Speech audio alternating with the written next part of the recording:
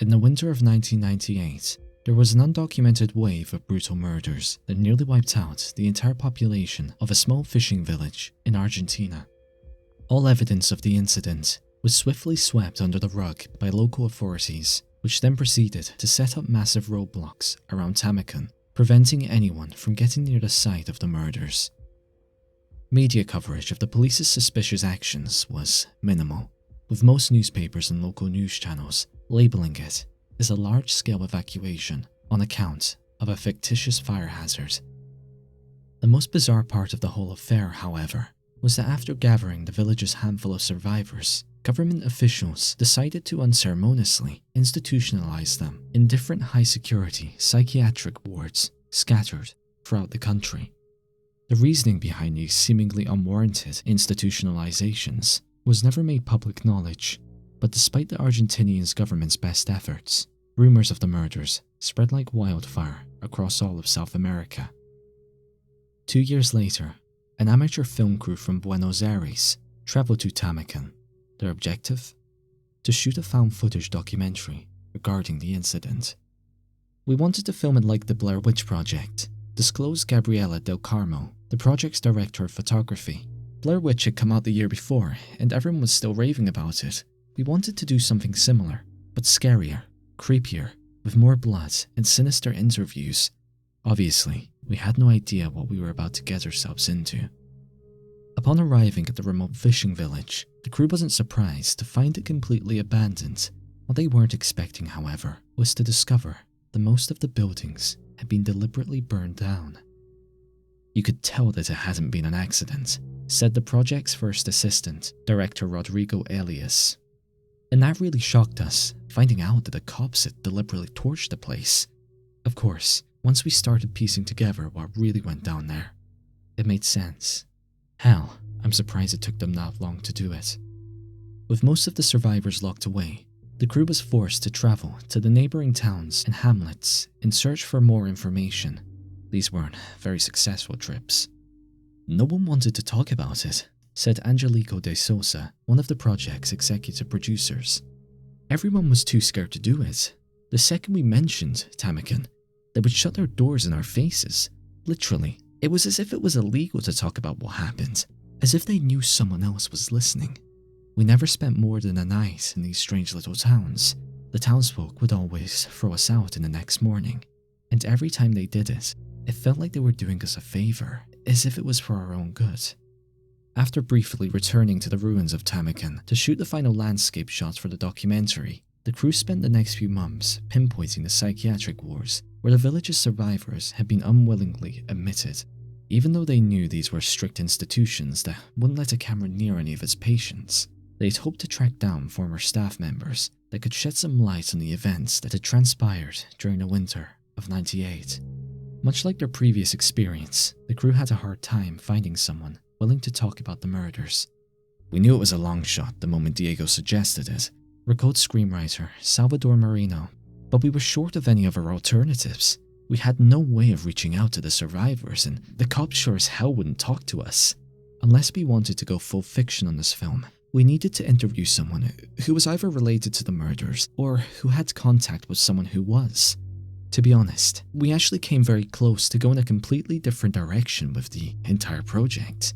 Yet, before they had the chance to consider a different approach, the film's unit production manager, Lucas Pascal, was contacted by a peculiar man with a strange accent. He told me he had worked as a security guard at Santa Lucia during '98, explained Pascal.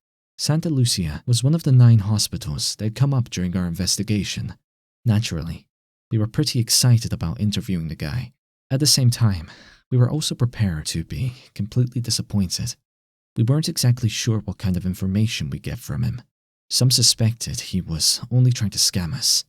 We only found out that he was for real when he demanded that his name remained anonymous and that his face be blurred out in the final cut." A small excerpt from the interview's transcript reads as follows. "How long were you a security guard at the hospital?" "I worked in Santa Lucia for 9 years. "And when did you quit?" I didn't. I was fired." "May I ask why you were let go?" They told me that I talk too much. About what? Oh, all sorts of things. Being a security guard gets pretty boring at times, even in a loony bin. When something interesting happens, you talk about it. But if I had to guess, what really pissed them off was when I told a couple of friends about the shady stuff that happened during the winter of '98. Care to elaborate? Sure, it's the whole point of this interview, right? I guess it all started when the police brought in this crazy old drunk from down south. The guy looked like your run-of-the-mill nut right off the bat. 2 cops had to literally drag him, kicking and screaming, inside the hospital. I didn't think much of it. I'd seen it 1,000 times, but then something weird happened. Go on. This detective showed up the following day. Not just any detective, mind you. No, this one was a Yankee. I'd never seen his kind before, except maybe in the movies. Looked like a real hard-ass, too, all dressed up and looking sharp. He even wore a hat. But there was something strange about his eyes, you know? Blue and hollow. I don't think I'd ever seen eyes like that before. What was he doing there? He asked the old drunk a few questions. In private, mind you. They even got a room just for them. After 5 minutes, though, the crazy old bastard started screaming like I'd never heard a grown man scream before. The doctors and the nurses rushed in, and the Yankee disappeared in the middle of the commotion. I never saw him again. But the drunk didn't stop screaming until the nurses put him to sleep. Made my blood curdle. All that screaming. And then? Things quieted down for a while. Obviously there was a lot of gossip going around, though. Everyone had their own story about how the Yankee managed to frighten the old drunk so much. Some said that he showed him a picture. Others said that he just whispered something in his ear. But no one knew for sure. Not even the doctors. And a week later, no one seemed to care. That is, of course, until they found the old drunk's body lying in the garden. Murdered? Looked like it. Officially, they labeled it a suicide on account that he had overdosed on antidepressants and all, but that story didn't stick. Why not? Because the guy wasn't allowed to leave his room. They kept him locked away tight, restrained too. He couldn't have escaped without help, let alone get his hands on prescription meds. It was all very suspicious. So, you're saying that someone must have set the whole thing up? Exactly. At the same time, you've got to ask yourself, who would do such a thing? Why go through the trouble of killing an old, defenseless drunk? What did he do to deserve it? Maybe he saw something he shouldn't have. Maybe he didn't have a choice. Supplied with more questions than answers, the crew's ever-growing curiosity fueled them to attempt to track down the enigmatic American detective. This is the part where things started getting really weird, said Del Carmo. We found out that Santa Lucia wasn't the only place where people had seen Detective Blue Eyes. That's what we called him. Anyway, our sources confirmed that this guy had been seen all over the country, and he wasn't alone. It turned out that a whole army of Yankees in black suits had come over from the States. We knew we were definitely onto something. That's around the time Paz Vega escaped from Coronel Martin. The psychiatric hospital of Coronel Martin was one of the most infamous military hospitals in South America. Every time a patient managed to successfully escape, the story made national headlines. Paz Vega's flight was no different. Being the only teenager who had survived the murders in Tamakan, Vega's escape became one of the most talked about subjects in Argentina. The media made her look like some kind of dangerous madwoman, recalled Marino. Like she was out for blood or something.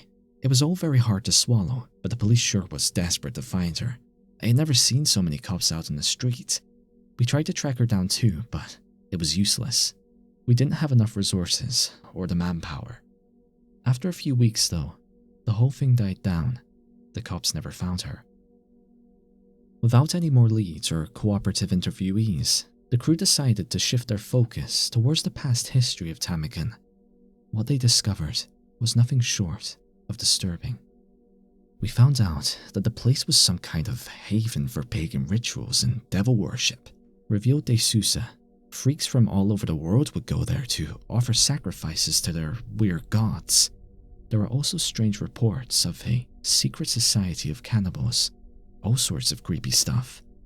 After we found that out, a lot of the guys decided it was time to jump ship, myself included. Money was starting to get tight too, so it seemed like the logical thing to do. But Diego wouldn't let go. He wanted to see the whole thing through. Diego Silva, the project's director, had become completely obsessed with the murders of Tamakan.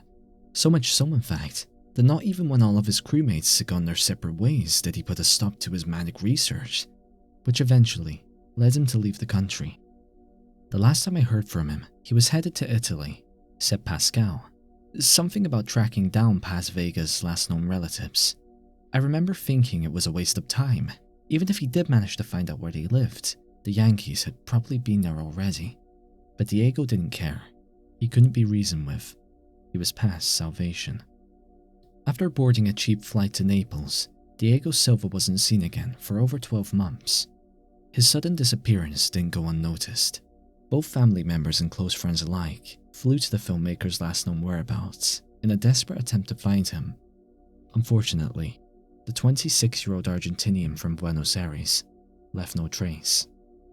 It was only in the morning of the 22nd of March in 2015 that he would be heard from again, when Gabriela del Carmo received a strange letter in her mail. Inside it were 3 sheets of toilet paper, covered in faded writing. Due to the poor quality of ink and rushed nature of the handwriting, a large portion of what was written remains undecipherable. A rough transcript of the message, with some parts added in based on logic and conjecture, reads as follows.